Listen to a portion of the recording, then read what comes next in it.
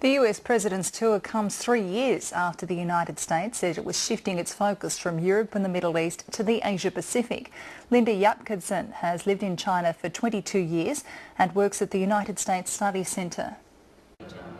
I think this is a very important visit, among others for the reason you just mentioned, because there has been a cancellation.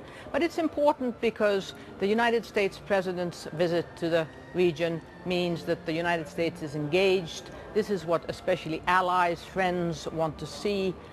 It's always significant that he himself commits time. Time, after all, is one of the most precious things that the US president has. Barack Obama is expected to back Japan in its dispute with China over a group of islands. What impact is that likely to have on the region?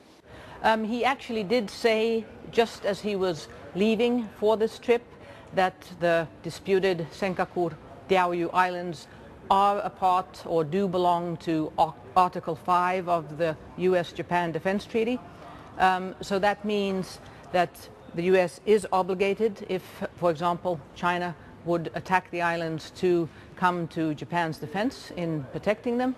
I think Japan especially really craved a very clear-cut statement from the President of the United States on this issue. I think now they got that message, so at least it will calm, at least to a certain degree, jittered nerves in Tokyo. Tony Abbott's recently secured a number of trade deals in Asia. What influence will this presidential visit have on Australia's standing in the region, particularly when it comes to trade? I don't think so. Australia has its own agenda. It's seeking bilateral FTAs, has now one with Korea, now secured one with Japan, is seeking one with China. One has to remember, though, that the TPP, which Barack Obama is very forcefully driving, encouraging, is a completely different cup of tea than a bilateral FTA. Much more stringent conditions.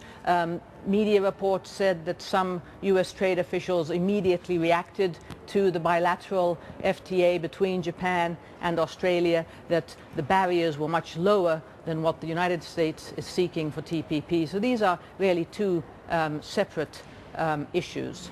So what then will be the biggest challenges Barack Obama will face during this visit?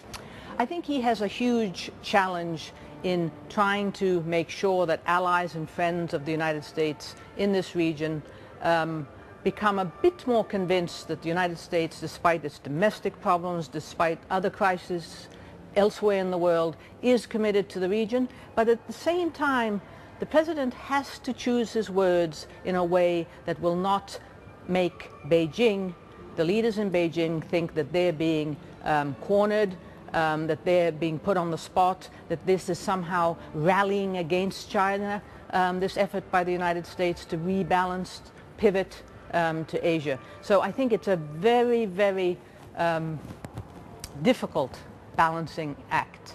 Of course, Australia has missed out on a presidential visit this time round. What do you make of that? Oh, I think Australians shouldn't worry about that. Barack Obama will be here in November.